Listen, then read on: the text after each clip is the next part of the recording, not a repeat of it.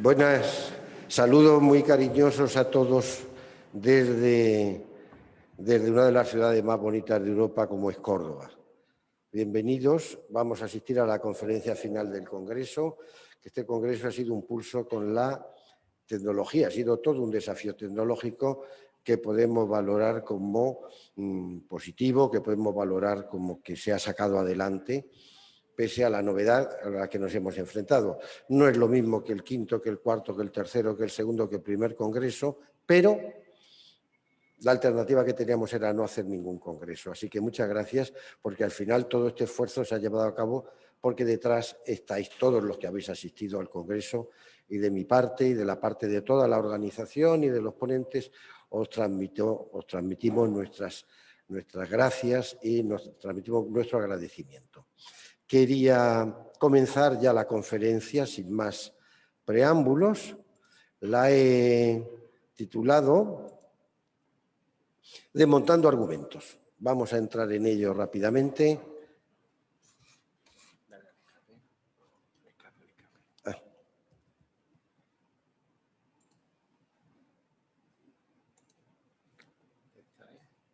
Sí. Dale aquí.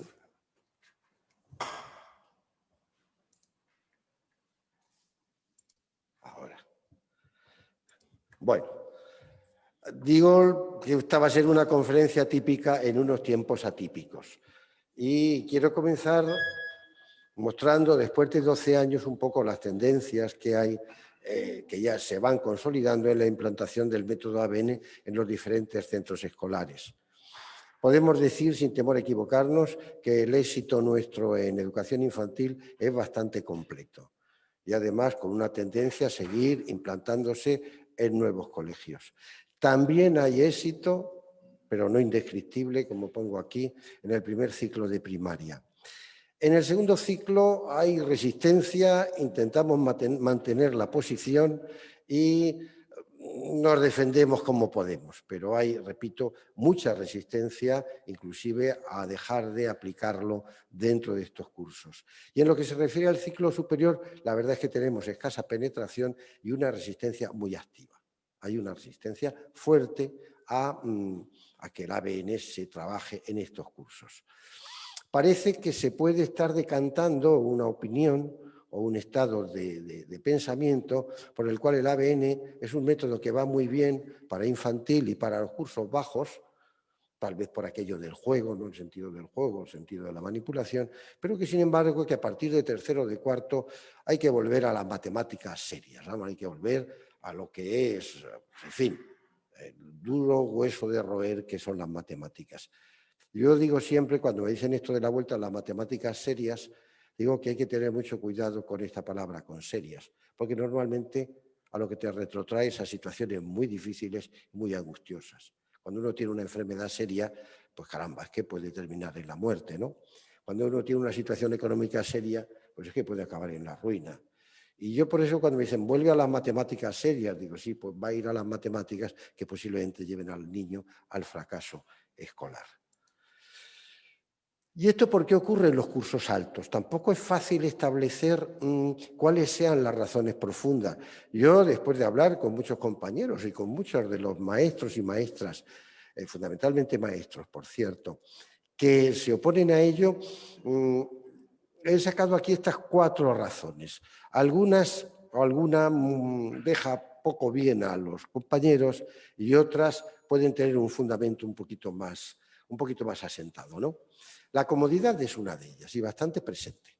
Dice, mire, esto me supone a mí incomodidad. Tengo que aprender cosas nuevas, meterme en un terreno nuevo y no, me da igual. Recuerdo que me contaba una persona muy significada en ABN que en su colegio no se da ABN, solamente se da en el periodo de infantil.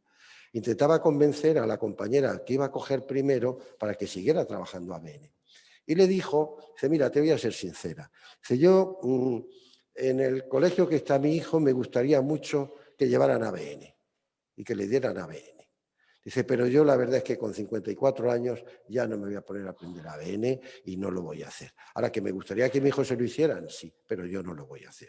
Quiero decir que inclusive en ocasiones se muestra este grado alto que yo le llamaría cinismo. La segunda razón que he apuntado es el miedo a lo desconocido.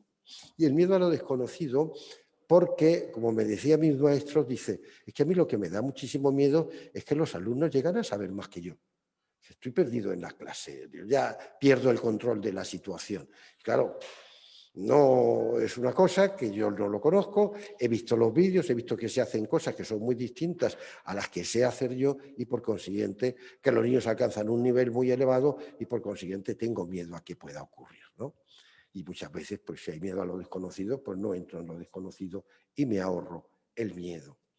Luego también está el miedo a unos contenidos concretos, que son los de los cursos superiores, sobre los cuales en muchas ocasiones, debido a la escasa formación matemática de los docentes de primaria, o de algunos docentes de primaria para ser más exactos, pues no solamente es que no se tenga dominio de ellos, sino que sobre ellos se guardan unos recuerdos bastante desagradables, es decir, la pelea con las divisiones, con polinomios, las ecuaciones, las raíces cuadradas, los números negativos, esas ristras de operaciones donde aparecían corchetes, donde aparecían paréntesis, donde tenías que tener en cuenta si empezabas por aquí, si empezabas por allí, tal.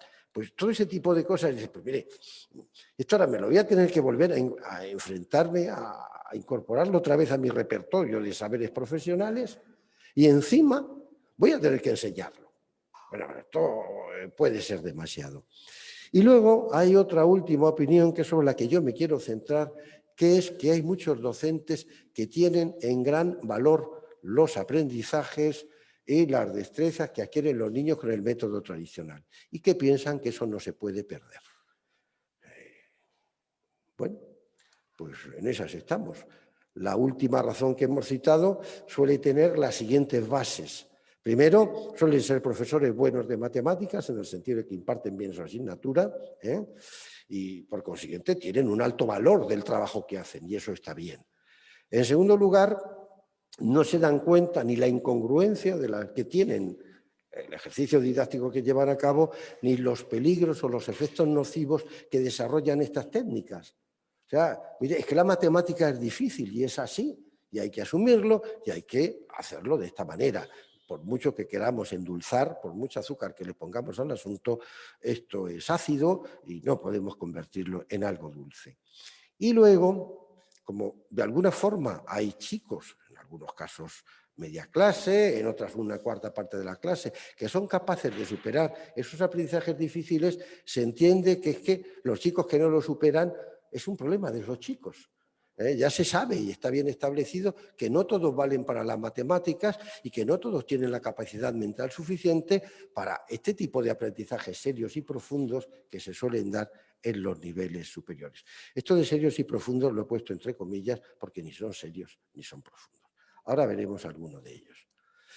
Y claro, lo que tendríamos que hacer, una forma de luchar porque ABN también se implante con la misma naturalidad en los cursos superiores de primaria, sería ir desmontando argumentos, sería ir quitando razones de las que se oponen y se justifican luego las conductas didácticas profesionales que se llevan a cabo.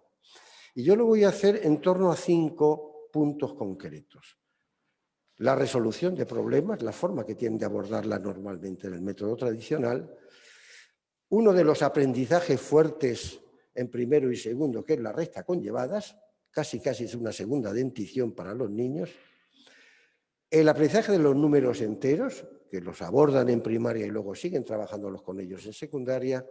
Las raíces cuadradas, que apenas son testimoniales en primaria y en todo caso llegan a los productos, si acaso hasta el 12 por 12, hasta la raíz cuadrada de 144. Y finalmente, una cosa que hemos metido nosotros en primaria, que son las sucesiones, que es un contenido específico de la secundaria obligatoria y que según la comunidad autónoma en un caso se suelen ubicar en tercero de eso o en cuarto de eso. Por lo cual nos tachan de que somos algo temerarios porque no es que adelantemos un curso, unos contenidos, no es que adelantamos mucho esos contenidos. Fundamentalmente vamos a hacer 3 cosas. La primera de todas, que es la clave, desmontar la trampa que hay dentro de la dificultad, desmontar que eso que se dice de que es valioso Pues que no es valioso, sino lo que hay es una dificultad de la que nadie se percata y que es la que explica el alto nivel de fracaso. Como desde nuestro método, de esto me encargaré menos, porque el método ABN lo conocéis y tal, pero como hay una alternativa donde este tipo de cuestiones desaparece, y finalmente demostrar como consecuencia de ello que eso que parece tan difícil para muchos chicos en realidad no es difícil y que pueden estar todo al alcance del propio alumno, de cualquiera de los alumnos, si cambiamos naturalmente la forma de aprender. Vamos a ello. Primero, incluso a los que están aquí y a los que me están viendo, le hago esta pregunta. ¿Cuánto tiempo necesitaríamos para aprender de memoria la estrofa que voy a poner ahora? Pertenece al romance del Río Duero de Gerardo Diego. Río Duero, nadie a acompañarte baja, nadie se detiene a oír tu eterna estrofa de agua. Son como romance que es, 8 sílabas, 4 versos, 32 sílabas. Prácticamente con 2 lecturas o 3 lecturas ya se sabe. Ya se sabe y además no se va a olvidar fácilmente. Y esta otra estrofa, ¿cuánto tardaríamos en aprenderla? ¿En 2 o en 3 lecturas? Río conja tieterari, ave de tu de duroñar, diatro du pananea, rona base oír nae fagua. ¿Cuánto tardaríamos? Muchísimo, ¿verdad? Pues son exactamente las mismas sílabas que tiene la estrofa de arriba, las mismas. Sus 2 comas, exactamente igual. ¿Qué problema hay en este aprendizaje? Naturalmente que en el momento que se pierde el sentido, las cosas se aprenden muy mal. Este es uno de los argumentos que voy a estar manejando a lo largo de mi exposición. ¿Alguien se ha aprendido la segunda estrofa? Nadie, ¿verdad? Según uno de los primeros psicólogos experimentales allá por la Inglaterra victoriana, Ebbinghaus hacía esta prueba con un poema de Lord Byron que tenía 80 versos, tenía 80 sílabas, 10 versos de 8 sílabas. Y estableció que había que multiplicar por 10 o por 12 las veces que tenían que repetir esta poesía descompuesta en sílabas respecto a la que tenía sentido. Es decir, que si la poesía de unos 10 versos eran capaces prácticamente a la 6ª o la 7ª lectura memorizarla, aquí tenían que hacerlo del orden de 70, 80 veces y algunos 90 veces para llegar a memorizarla. Esto nos vale muy bien para lo que vamos a hacer y lo que se hace en matemáticas. Primero, la resolución de problemas. Yo creo que esto es algo que a los chicos se les da muy mal. Hacer problemas es algo que está presente absolutamente en todos los actores que intervienen en el hecho educativo. La administración, los profesores, los padres, los alumnos, los estudiosos y los investigadores. Si hay algo que es constante, que a los chicos se les da mal hacer problemas. Y que eso no cambiamos. Las diversas pruebas internacionales que se hacen, sea el TIMSS, sea PISA, nos dicen que no, que estamos estancados. No solo nosotros, por cierto. ¿Por qué los chicos saben hacer problemas? A mí me ha llamado mucho la atención cuando le pregunto a los docentes que por qué ocurre esto, y la gran mayoría opina que es porque los chicos tienen falta de comprensión lectora, porque no leen bien los enunciados. Y esa opinión la mantienen cuando les digo que me digan qué nota ha sacado en el último trimestre el chico en comprensión lectora, y a lo mejor el chico o la chica ha sacado un 8 o un 9. Digo, pero hemos quedado que los chicos no tienen comprensión lectora. Dice, no, tienen comprensión lectora de los textos, pero no del texto del problema. Digo, entonces, ¿cómo puede ser? Pero también ocurre otro fenómeno muy curioso. Cuando en los claustros se analizan los resultados y se quejan por el problema de los malos datos que se obtienen en la resolución de problemas, y alguien se atreve a decir que bueno, pues habrá que cambiar el sistema, habrá que cambiar los métodos que se están empleando, ¿no? Hay una oposición muy clara, es decir, no, de ninguna de las formas. ¿Eso qué da a entender? Pues da a entender que en el cálculo tradicional, pues el culpable son los chicos de que no hagan las cosas bien, por consiguiente, es que no hay que cambiar nada, es que nosotros no tenemos la culpa, es que el sistema no tiene la culpa. Y claro, aquí está el problema que se da en el cálculo tradicional, y es que hay un divorcio entre las exigencias del cálculo que ponen ellos en marcha y el significado del problema. No hay conexión posible. El chico trabaja con cifras descontextualizadas y no tiene nada que ver con lo que dice el texto del problema. Y claro, al docente le causa sorpresa que el chico no extraiga de la lectura del texto qué operación es la que tiene que aplicar o qué operaciones tiene que aplicar para resolver el problema. Mire, si es que nos dan muchas pistas y en ocasiones cuando nos dan pistas las ponen para que el chico lo haga mal. Porque claro, si yo digo, aparece la palabra sumar, dice, pues ya sé que tengo que hacer una suma. Pues mire, depende, porque así a mí me han dado 3 euros y ahora tengo 8 euros. ¿Cuántos euros tenía antes de que me dieran nada? Pues si sumo la hemos estropeado. Si sumo la hemos estropeado, ¿verdad? Entonces no es la palabra. O la palabra quitar, hombre, quitar, tal. Pues estamos en las mismas situaciones. Hay situaciones de quitar que son de sumar o que son de multiplicar. Por consiguiente, no es un problema del texto, ni que el texto sea más o menos explícito respecto a la operación. Es un problema de entender que el texto nos plantea una situación mental nueva a la cual sabemos responder con unas técnicas que tenemos adquiridas.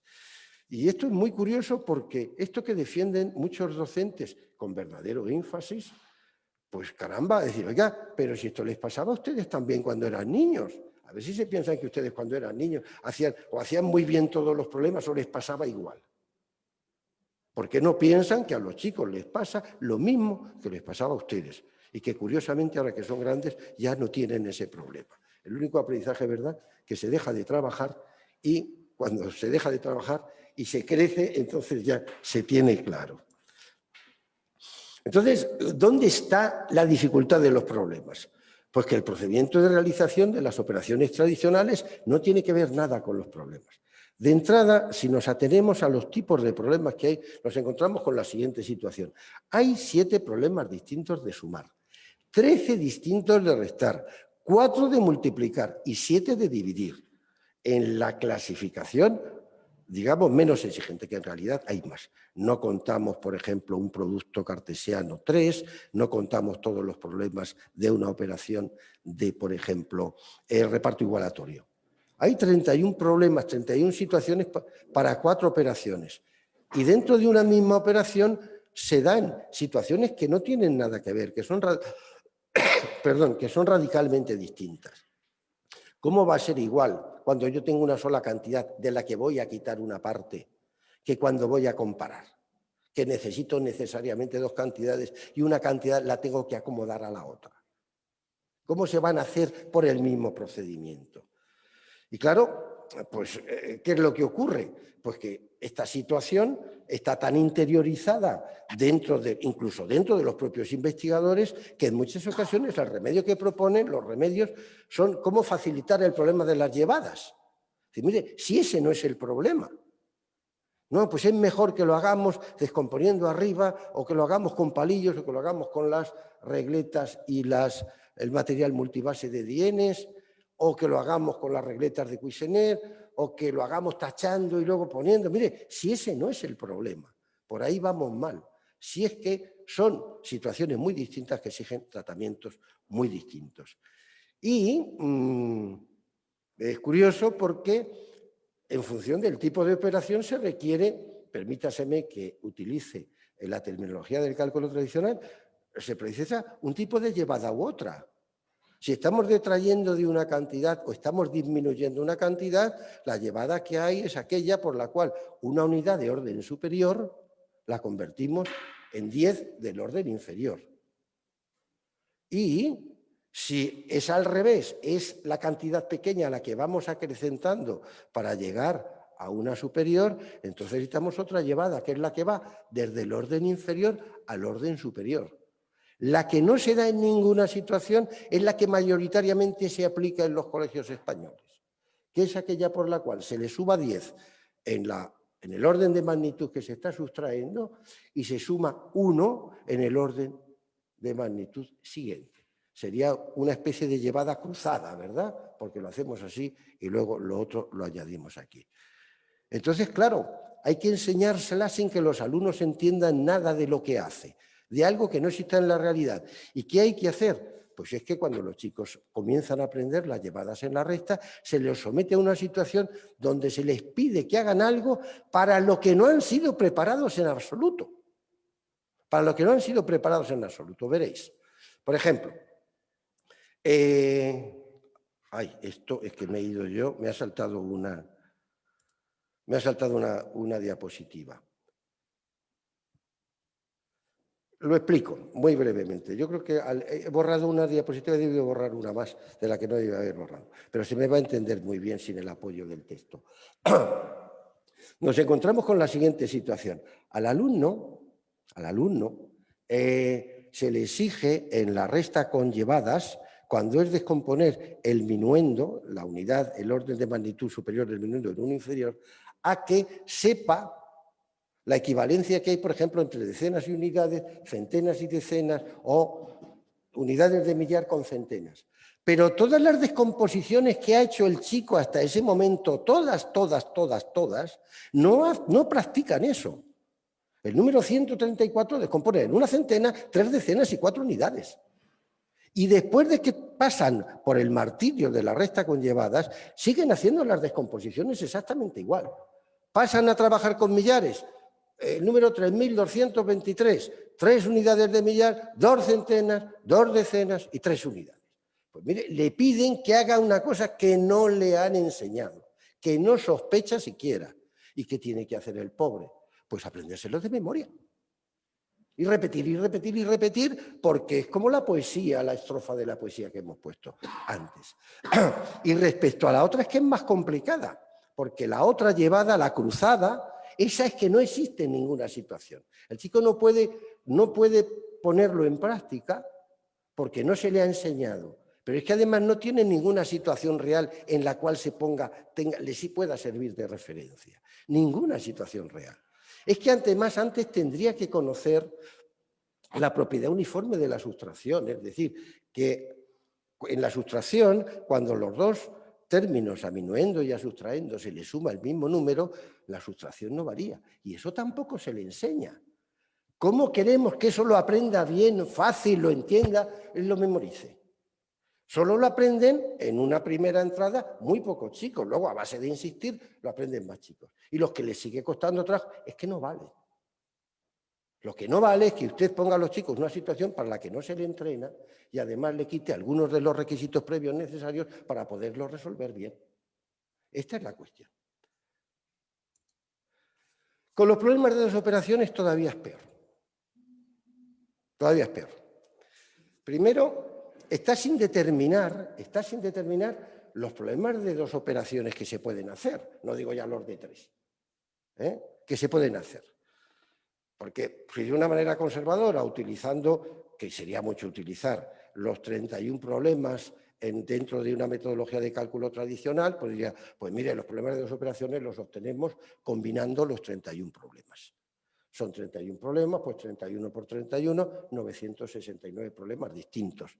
Esto, si solamente se hace así, sin mayor organización, plantea problemas serios. Si se comienzan a trabajar los problemas desde tercero, tenemos 4 cursos para colocar 969 problemas. 4 cursos significa que un curso van a tener que abordarse 241 problemas y en los 3 cursos restantes 240. Teniendo en cuenta que además a eso hay que añadir los problemas de medida, los geométricos, los de proporciones, los de probabilidad, los de regla de 3, los de densidades. Pues esto es un caos, esto es que nos hundimos, ¿no? El peso es enorme, es imposible. Entonces, tendría que haber una teoría, tendría que haber un modelo que organizara y simplificara tal complejidad.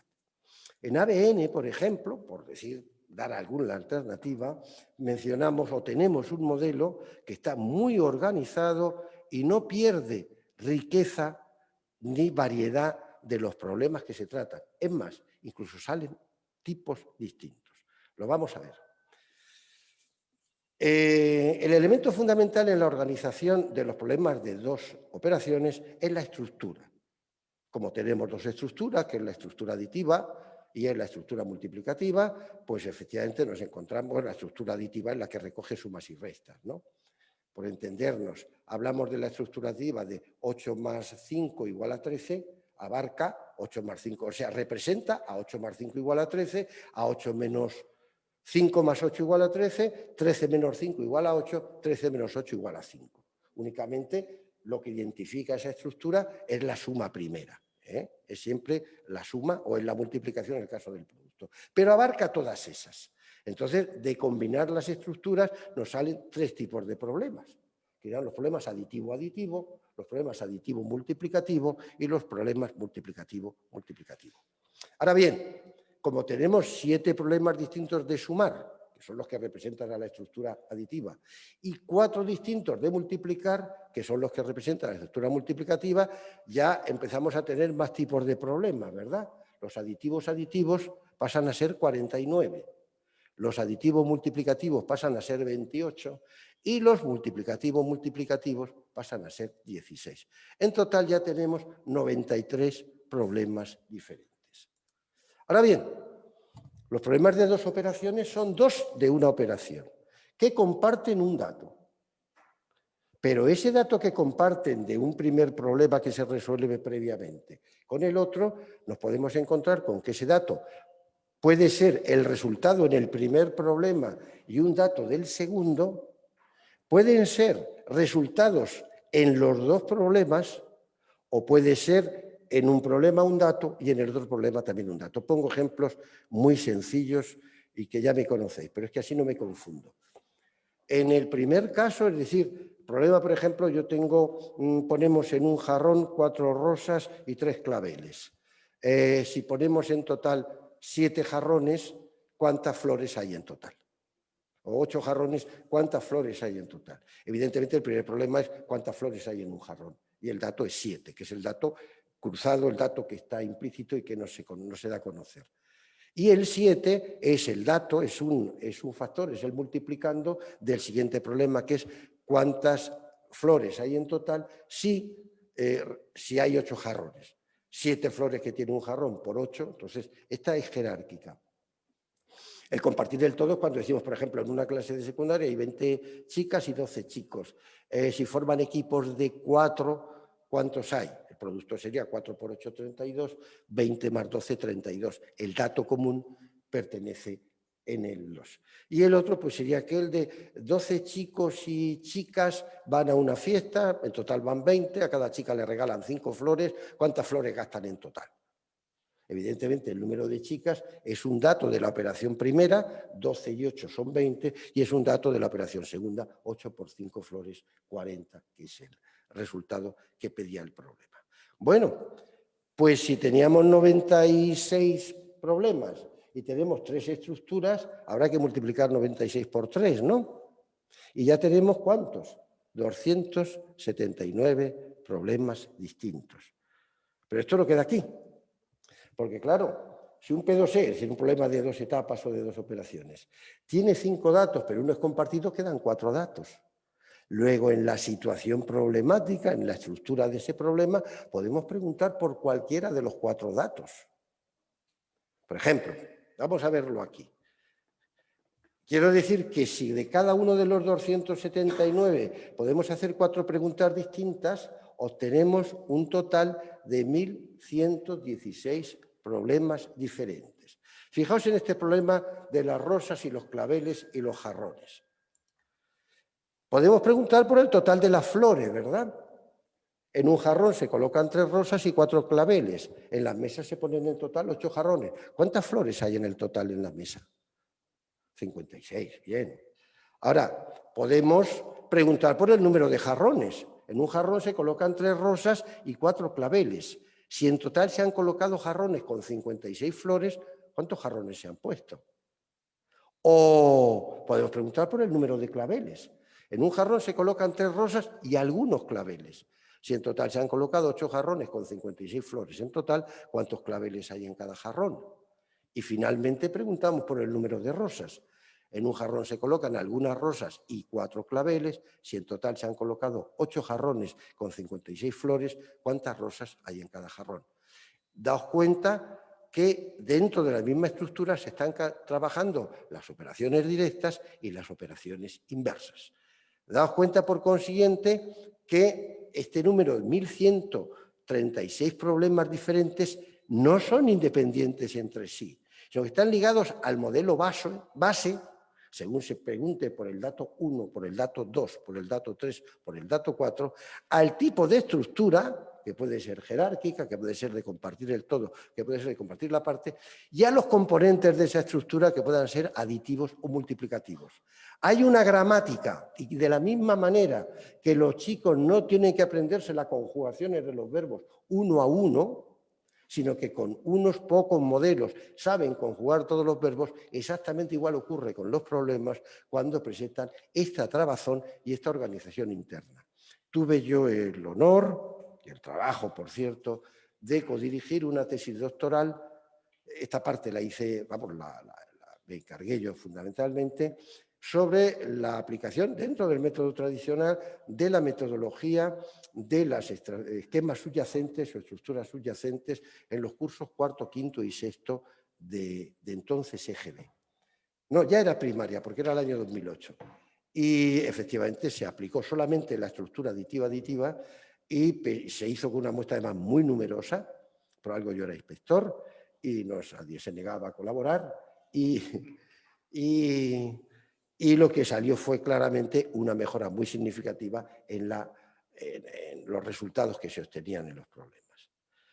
Pero ojo, que no hay 1.136 problemas. Hay otra estructura que se ha aportado más tarde por un par de investigadores, profesores de la Universidad de Granada, Frías y Enrique Castro, en 2007, que es la doble inclusión. ¿Y qué ocurre con los problemas de dos operaciones cuando resulta que solo hay dos datos y uno de ellos es una relación comparativa o es un dato relativo a, no es un dato absoluto? Por ejemplo, Andrés tiene 12 euros y Luisa tiene 4 euros más que él. ¿Cuánto dinero reúnen entre los dos?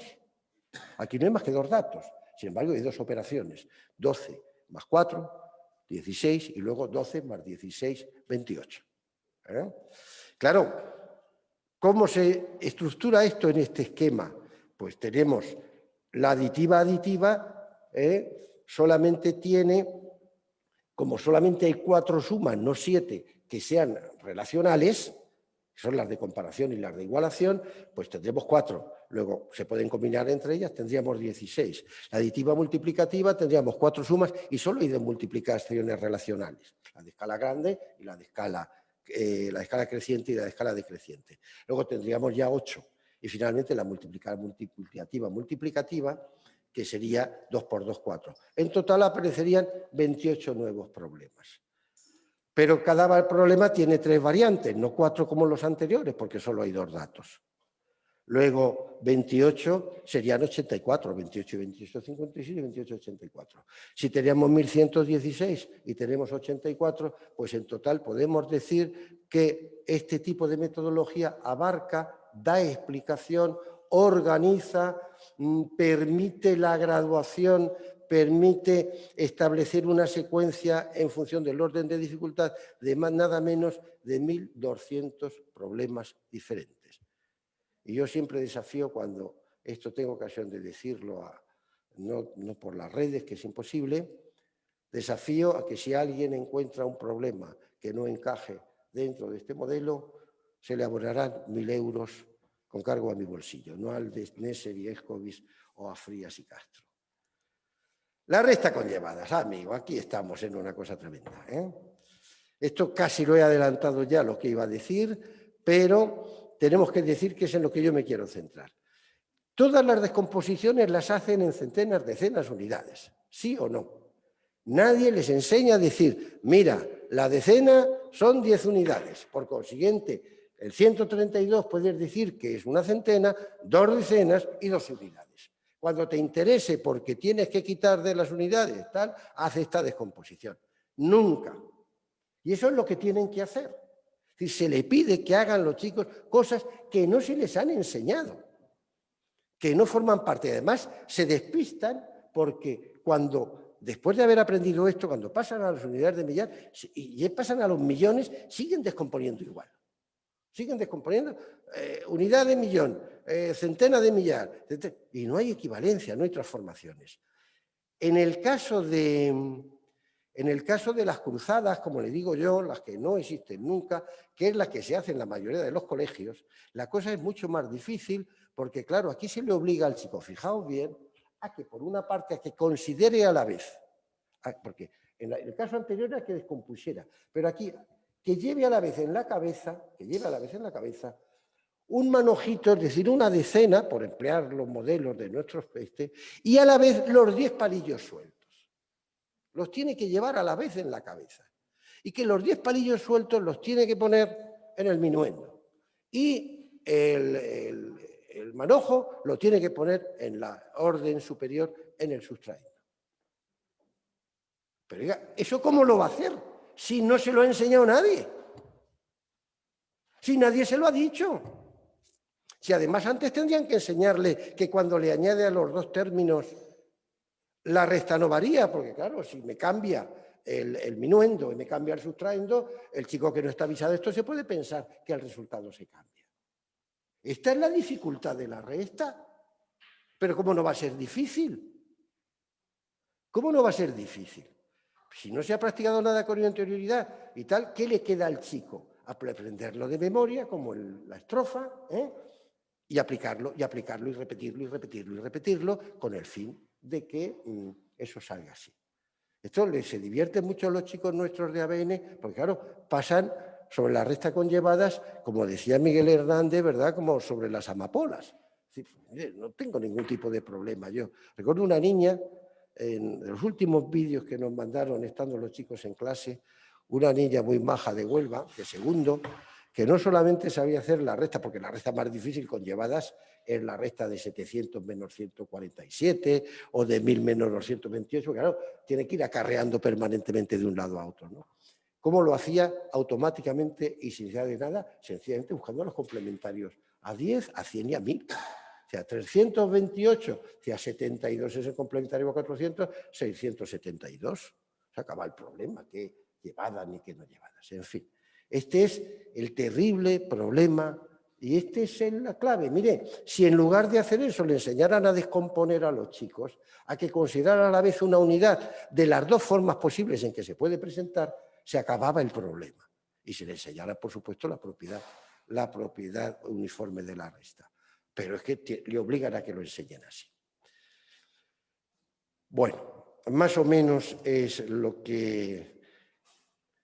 Y hay otra cosa que tiene mucha amiga y que no toca a nadie. Yo me llevé, cuando leí el libro de José Ángel Murcia, y me llevo una, que le dedica bastante a las llevadas en la resta, y que no se ha enterado de qué va esto todavía, el hombre, pues una de las cosas que habla solamente de los dos tipos.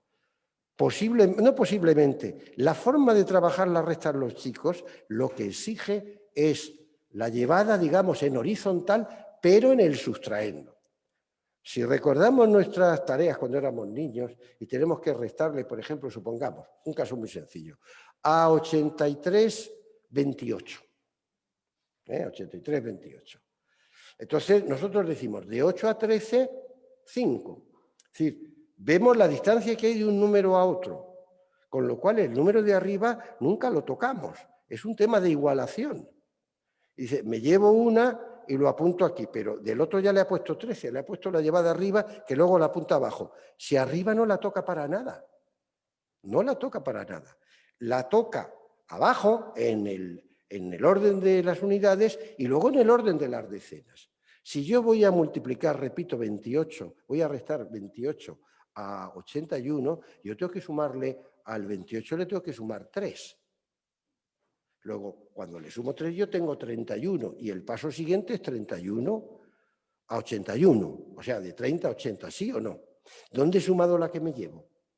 ¿Dónde la he sumado? La he sumado en el orden de magnitud siguiente, no en el otro. Luego lo que hago es juntar, donde junto 13 para tener eso es en el sustraendo, en el orden de magnitud de las unidades. ¿Y dónde la añado? La añado en las decenas del sustraendo. Es en horizontal la llevada real, en los casos de comparación, en los casos de igualación.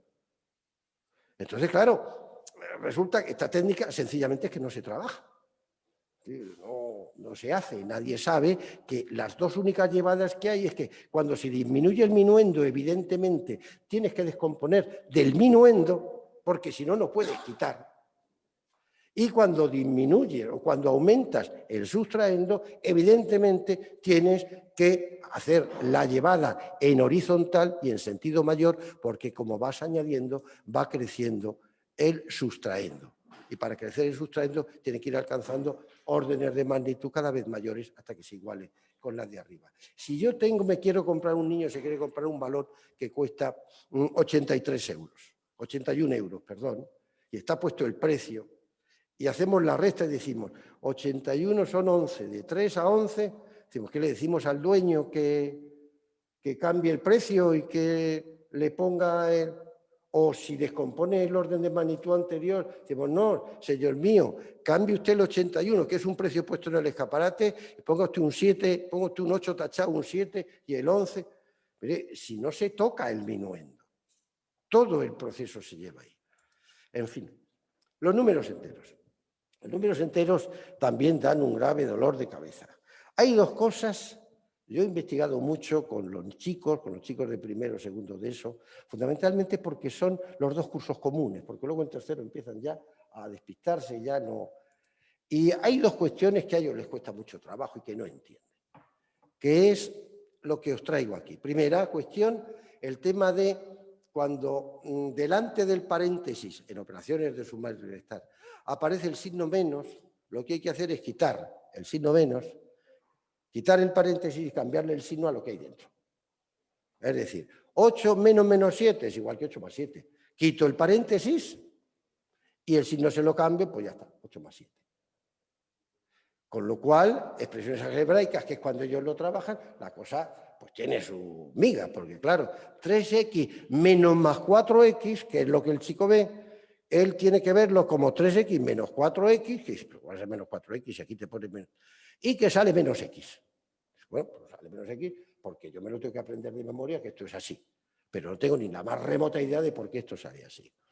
O 3 menos menos 4x es igual a 3x más 4x. Dice, oiga, pero si aquí hay dos signos menos. O sea, a mí me quitan dos veces una cosa.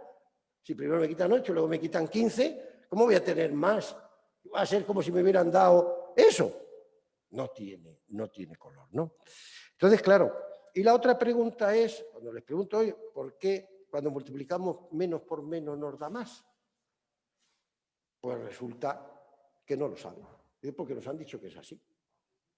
Bueno, pero es así, ¿por qué? Menos 8 por menos 8, 64. ¿Y por qué no es menos 64? Es que menos por menos es más. ¿Por qué menos por menos es más? Porque menos 8 por menos 8 es más 64. Y entras en un círculo, ¿verdad?, del cual no puedes salir. Claro, ¿cuál es el problema?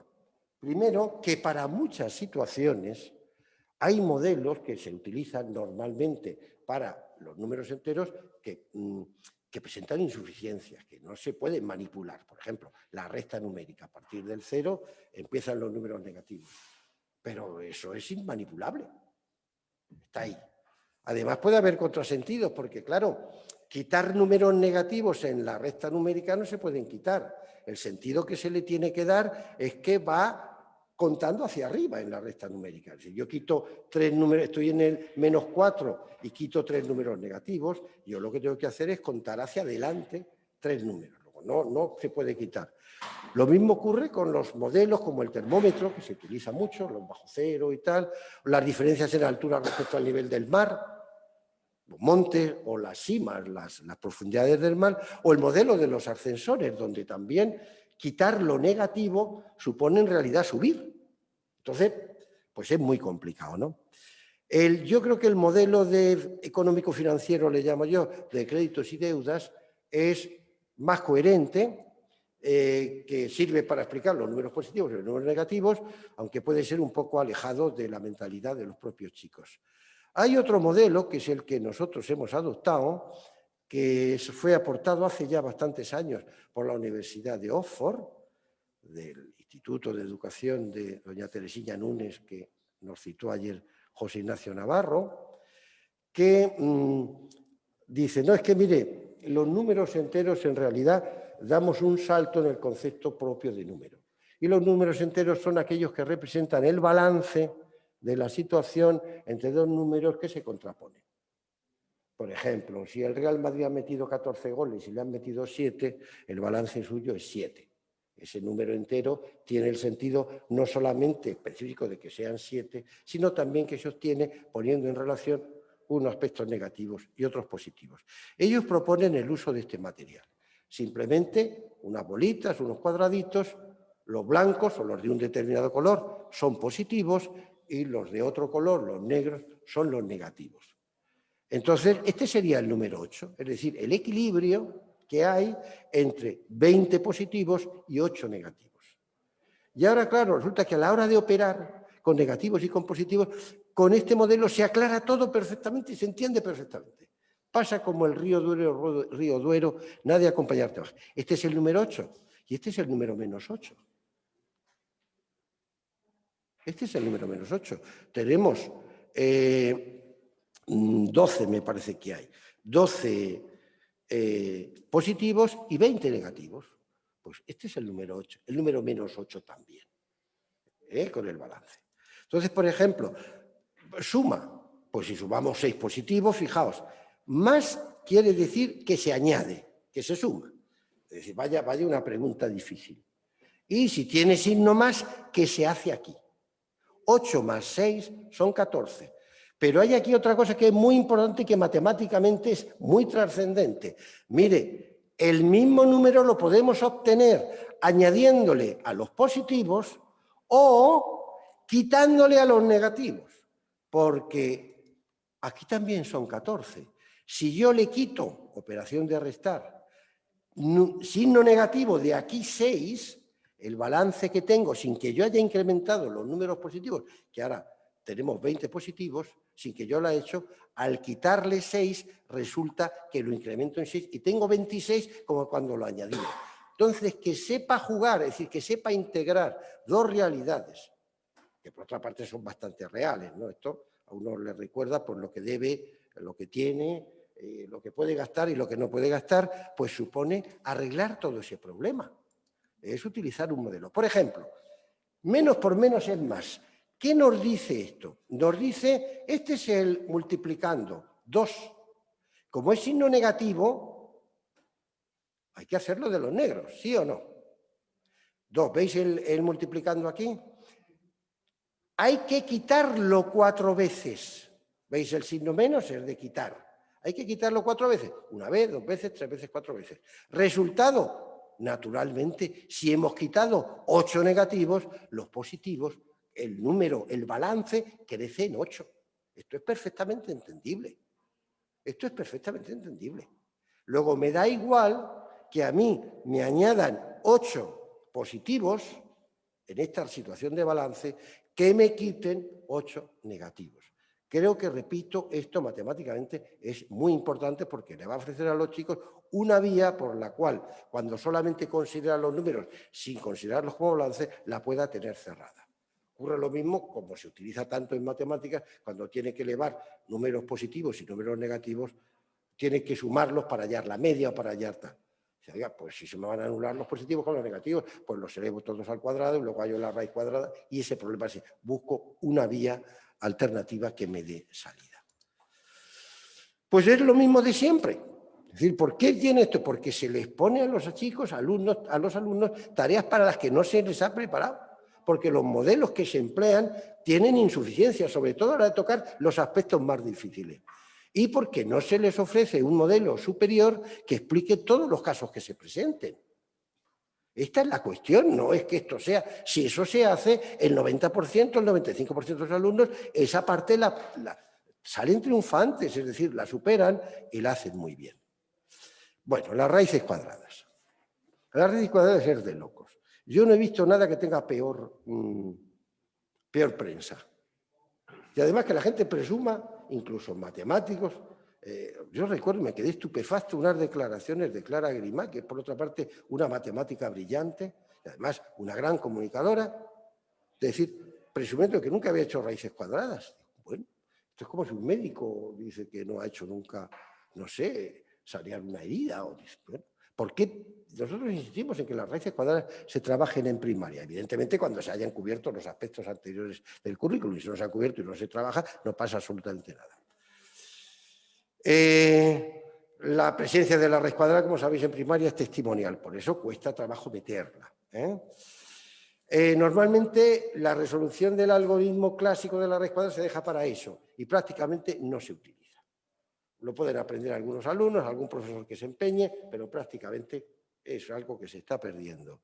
Y nosotros, pues, pese a todos estos malos augurios, pues los ponemos. ¿Por qué? Hombre, yo creo que hay 5 razones muy importantes. Primero, mire, si trabajamos los cuadrados, vamos a trabajar las raíces cuadradas, que es la operación inversa, y trabajamos toda la estructura. Trabajamos la multiplicación y a la vez la división, que nos da toda la estructura multiplicativa. Trabajamos la suma y trabajamos la resta. Si yo sé sumar 8 más 5 igual a 13, sé que 13 menos 8 son 5 y 13 menos 5 son 8. Vamos a trabajar la estructura completa. ¿Por qué vamos a quebrar eso? Si lo fundamental en matemáticas es ir ascendiendo cada vez en el dominio de estructuras más complejas y superiores. Aquí esto ya lo hemos perdido. No lo entiendo. Porque además los alumnos saben hallar cuadrados, ¿qué problema tendrían en hacer la operación inversa? En segundo lugar, porque es un salto cualitativo en el proceso de abstracción. Podemos ver, por ejemplo, la división como una suma de números. Yo divido entre 5, 128 entre 5. Estoy buscando qué número, sumado 5 veces consigo mismo, nos dé el 128, el que más se aproxime al 128. Esa es la operación de dividir. Ahora, en el caso de las raíces, en el caso de las raíces cuadradas, no buscas el número que sumado varias veces te dé, sino el número que multiplicado por sí mismo un número de veces. La raíz cuarta del número 834 busca qué número multiplicado 4 veces por sí mismo es el que más se aproxima ahí. Y la raíz octava es el número que multiplicado 8 veces por sí mismo lo haga ahí. Luego se trata de ver la distancia que hay de pasar a otra estructura, de la estructura multiplicativa a la estructura de las potencias y de las raíces. Es una pena que eso se pierda. Evidentemente nosotros solo trabajamos las raíces cuadradas y no las cúbicas ni las tal. Aunque hemos hecho experiencias con niños y a través de la descomposición y del dominio de las potencias las pueden hacer perfectamente. Por otra parte, hay raíces cuadradas que no hay más remedio que aplicar si la división tiene el mismo dividendo y el mismo divisor. Si yo voy a repartir, yo qué sé, 2.150 caramelos, o vamos a poner una que sea una raíz cuadrada exacta, 2.500 caramelos en bolsas. Y fíjate qué cosa tan curiosa me ha ocurrido. He repartido los caramelos en bolsas y al final me han salido el mismo número de bolsas que de caramelos. ¿Cuántos caramelos hay en cada bolsa? Evidentemente es una división en la que conocemos el dividendo y sabemos que el divisor y el cociente son iguales. ¿Cómo lo averiguamos? Pues hay que hacerlo con una raíz cuadrada. Si nos ponen un problema que dice en una fábrica de ropa, de tal, tienen 25 modelos distintos de faldas y 25 modelos distintos de... ¡Ay! Le he estropeado el problema. Combinando las faldas con las blusas, obtienen 625 combinaciones distintas. ¿Cuántas faldas y cuántas blusas han fabricado?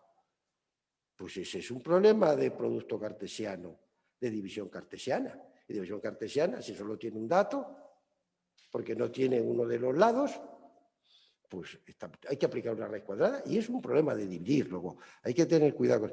Bueno, viene el problema de la asistencia, hay que pinchar en sí. Estará durante 3 minutos abierto. Yo sigo. En cuarto lugar, porque caramba, si son tan importantes los problemas, cuando introducimos la raíz cuadrada se nos abre un universo inmenso, nuevo, de aplicación de problemas, de situaciones de problemas que son nuevos. Y en tercer lugar, en último lugar, voy a ir muy deprisa ya, porque tenemos un algoritmo que la resuelve de una forma muy sencilla.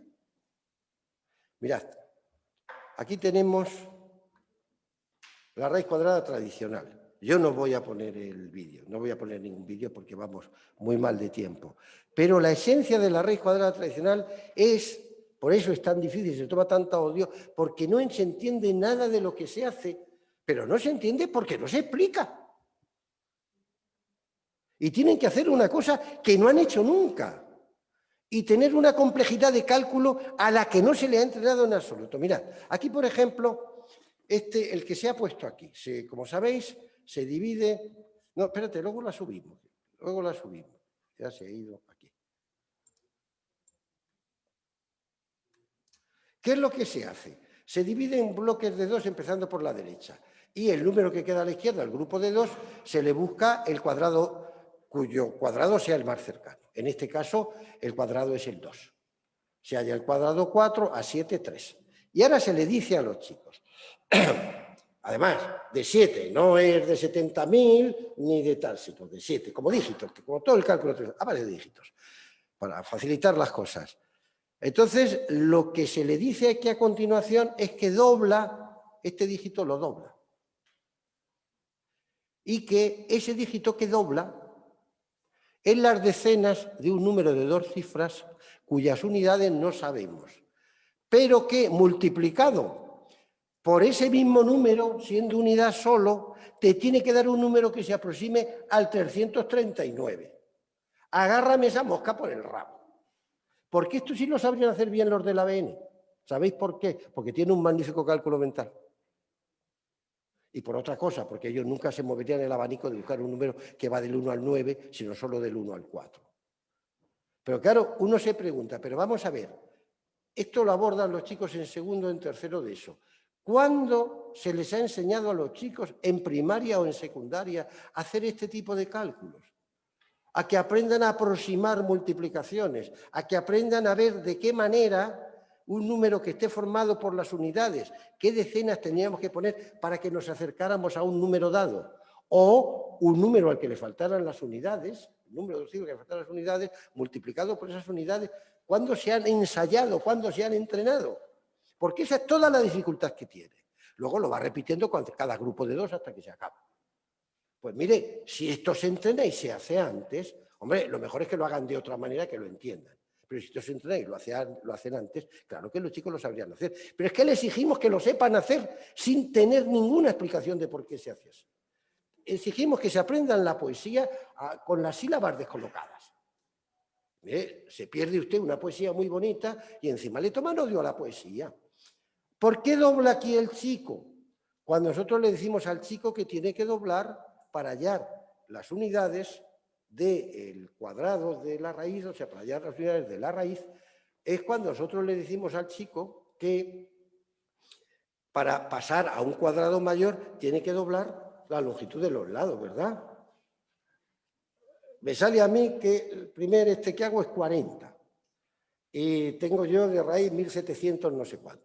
1734, digo, bueno, es 40, son 1600. Ahora voy a calcular lo que me cuesta llegar a 41, pues necesitaré 40 en un lado y 40 en otro, 80. Ese es el 4 que hay aquí, o ese es el 8 que habría ahí. ¿De dónde sale? Pues mire, si se lo explicamos y lo hacemos de acuerdo con este modelo, pues no hay mayor problema.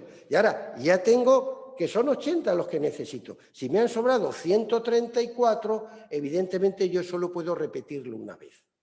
Y ahora multiplico, que sería la unidad de ahí, de la decena, 81 por 1. 80 y luego el 1 por 1, que es el piquito que ponemos. Eso lo entienden los chicos nuestros. Y este algoritmo lo podrían hacer perfectamente. Repito, simplificando, porque ellos saben calcular los cuadrados automáticamente de los números que terminan en 5. Pero es que se lo hacen a los otros de la forma más complicada y más larga y de una manera para la que nunca han sido entrenados. Pues naturalmente que esto es muy difícil y que solo lo hacen los niños más capaces. Es que a los otros les falta inteligencia, es que los otros no tienen mentalidad matemática. Mentira podrida, es que se les enseña muy mal. Y se les enseña muy mal porque siempre se ha enseñado así, no por otra cosa. Ay, que le he dado yo, no. Respeta tu piel. Ay, qué susto. Bueno, no les voy a poner cómo hacen ellos las raíces cuadradas. Si buscáis en los blogs o en YouTube raíces cuadradas ABN, tenéis un montón. hechas por muchos chicos de muchas clases. Desde la primera raíz cuadrada que hizo Alicia en tercero, allá por el año 10, que fue cuando empezamos con esta aventura de meter cosas pronto, hasta las últimas, que han sido los chicos que han terminado sexto. Hay un vídeo precioso de la clase de Lucía García España, donde las chicas hacen una raíz cúbica perfectamente. O sea, deduciéndola desde la raíz cuadrada. Bueno, y sus patrones, ¿no? Mire, pero si es que yo ya sé cuál es la raíz cuadrada de 729, pues ya sé la raíz cuadrada de 72.900 y será de 729. ¿Por qué van dando saltos de 2 los radicandos y sin embargo las raíces no, las dan de 10? Pues mire usted, porque son cuadradas, es decir, es un cuadrado en el cual multiplicamos, es decir, reforzamos nuestra estructura. ¿Por qué? Entre otras cosas, ¿por qué las unidades de superficie van de 100 en 100? Porque naturalmente se hallan multiplicando 2 iguales, ¿no? Y por último, las sucesiones. Aquí soy muy breve. Deciros que esto para los chicos desde cuarto se puede enseñar, desde cuarto de primaria, sin ningún problema. Evidentemente de otra manera. Si les enseñamos las fórmulas, diciéndole cómo pueden hallar cualquiera de los términos, cómo puede ser la suma de los términos, cómo desde la suma de los términos quitamos el del denominador tal. Eso no. Pero cuando ellos lo hacen, o por ejemplo, cuando este problema tan típico de ¿cuál es la suma de 4 números consecutivos? Es 34. Dice, ¿de qué número se trata? Y te hacemos la ecuación. X, que es el primer número, más X más 1, más X más 2, más X más 3, más X más 3. Son los 4 números. Evidentemente nos queda 4X y tenemos 1, 2, 3, 6. Transponemos el término, al final nos queda 4x 28, luego el primer número es 7. Y ahora decimos 7, pues el otro es 7 más 1, 7, 8, 9. Pues mire, esta niña lo hace muy bien. Este sí lo vamos a poner. Y casi vamos a terminar con él. Porque es eso lo que le pregunta a la clase de quinto del colegio Carlos III. María le va a hacer a Clara una pregunta muy difícil. Un momento. Eso es. Compartir pantalla. Esta es la de Clarita. Ahí estamos. Le das ahora a...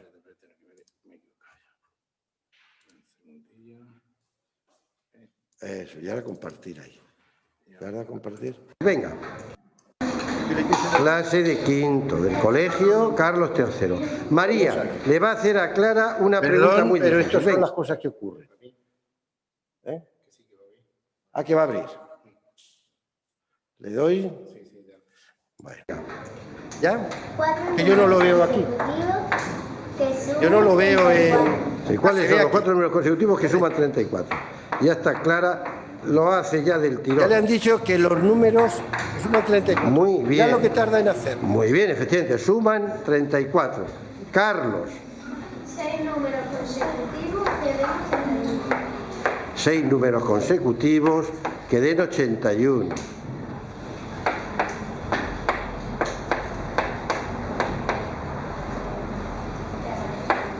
Dalo tú.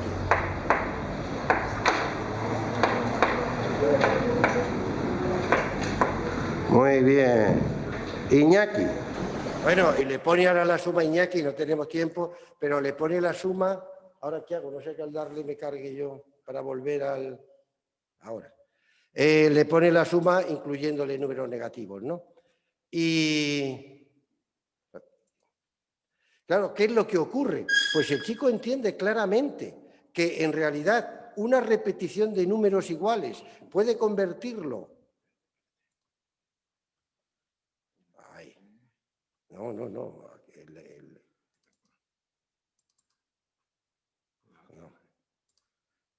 Ahí se ve, ¿no? Que no se ve ahí.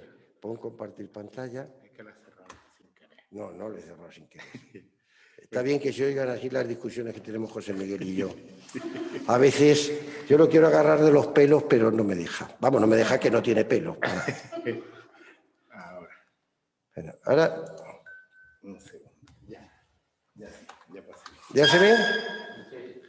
Decía entonces que claro, mire, si yo tengo 9 9, tengo 81, ¿no? Ahora, si tengo la sucesión de 9, si le enseño a los chicos, que por otra parte lo entienden perfectamente, que si este 9, le da 1 a se queda este en 8 y este se queda con 10. Y si este 9 le da 2 a este se queda con 7 y este con 11. Y si este 9 le da a este 3, este se queda con 6 y este con 12. Si este 9 finalmente le da 4 a este se queda con 13 y tal. Pero sigue habiendo 91, 81. Nadie ha perdido nada. Luego, mire, lo que tengo yo que buscar es el número central que hay ahí. Y a partir de ahí lo puedo sacar todo. ¿Que son números pares? Me da igual. ¿Que son números impares? El 9 es el central. ¿Ah, impares, dice usted? Pues 7, 5, 3, 11, 13, 15.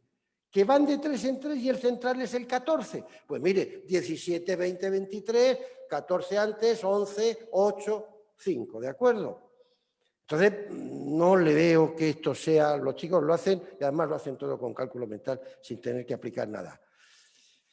Pues este está el problema de siempre, vamos a hacerlo. Y además se prestan mucho a patrones. Por ejemplo, hay un niño de Valencia que a mí me llamó la atención porque en tercero se ponía a calcular la suma de los 10 primeros números, luego de los 100 primeros números, luego le dice, extendiendo el patrón a los 1000 primeros números. Claro, fijaos bien, esto, los que estáis aquí, los que nos veis, los 10 primeros números suman 55, los 100 primeros números suman 5050. ¿Cuánto sumarán los 1000 primeros números?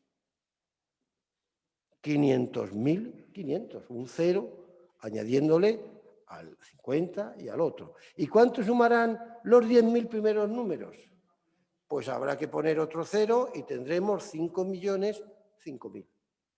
Y si los 10 primeros números suman 55, ¿cuánto suman las 10 décimas? 5,5, ¿verdad? ¿Y cuánto suman las 10 centésimas? ¿Y cuánto suman las 10 milésimas y las 10 cien milésimas? ¿Das cuenta que da una potencia de acción y de comprensión de toda la estructura que de la otra manera no tiene? En fin, ahora ya si termino, yo quiero terminar con 3 mensajes muy sencillos. Le llamo el cemento y el proyecto y algo sacado de una estrofa de Cavafis.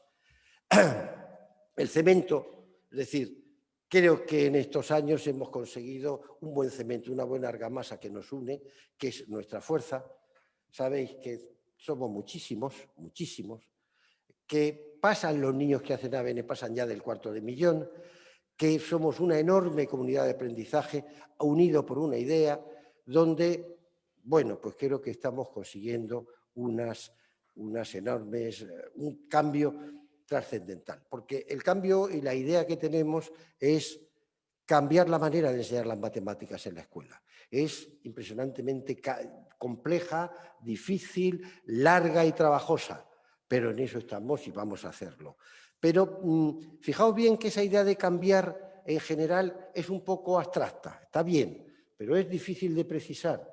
Ese proyecto es precioso, pero a lo mejor tiene que alimentarse de otros proyectos. Y yo invito a que diversos colegios se alíen y colaboren y creen proyectos comunes del estilo del que ha puesto en marcha tanto Lucía García Martínez como la buena de Maite de Aragón, que ahora mismo no caigo en el porque estoy pendiente de esto. Y sería interesante, por ejemplo, inclusive para el tema de trabajar los contenidos de los ciclos superiores, que veamos los problemas, que elaboremos materiales y que seamos muchos centros los que lo estemos haciendo y los que nos vayamos intercambiando. Y que esa articulación entre los colegios, veréis cómo va a servir para articular después el gran proyecto general de cambio. Y siempre hay que ir más allá. Me dicen, pero ¿y por qué hay que meter raíces cuadradas? ¿Por qué? Mire usted, porque el ser humano tiene que ir más allá. Siempre quiere ir más allá. ¿Por qué hemos llegado a tener poesía? ¿Por qué hemos llegado a tener arte? ¿Por qué hemos llegado a tener el refinamiento que tenemos? Como digo yo aquí, nos hubiéramos quedado en bípedos implumes perpendicularmente rampantes, formando, digamos, manadas que nos dedicamos a cazar. Con eso teníamos bastante. Tenemos además un relato que nos permitía que cuando nos moríamos lo que pasaba, lo que no pasaba, que explicaba las enfermedades, que no necesitábamos más. Pues claro que hay que ir más allá. Nos quedamos acomodados como estamos, pues vaya una idea educativa que tenemos. ¿Para qué va a aprender más el niño si ya va bien despachado? ¿Cómo va a decir eso un maestro? ¿Cómo va a decir eso un señor que es gestor de aprendizaje? Como si un gestor, ¿verdad?, de economía en el banco le dijera, no, usted ya va bien despachado con lo que tiene, inversiones, ni va a buscar usted. Y pues caramba, pues vaya, me iría del banco al día siguiente, ¿no? Entonces hay que ir siempre más allá. Y bueno, esto está todo muy complicado. No sabemos cómo va a evolucionar, si el 7º Congreso lo vamos a poder recobrar la normalidad o no. Yo creo que sí. Yo, en cualquier caso, ante el temor y la incertidumbre, yo quisiera que adoptáramos la frase que se empleaba en la película El Gran Hotel Marigol, que si no la han visto les recomiendo que la vean. Es extraña, pero es muy bonita. Y que lo decía el recepcionista, que era a la vez el dueño. Decía siempre, al final todo saldrá bien. Al final todo saldrá bien. Y si no sale bien, es que no es el final. Muchas gracias.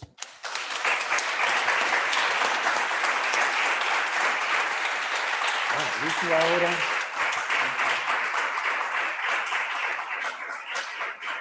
Muchas gracias.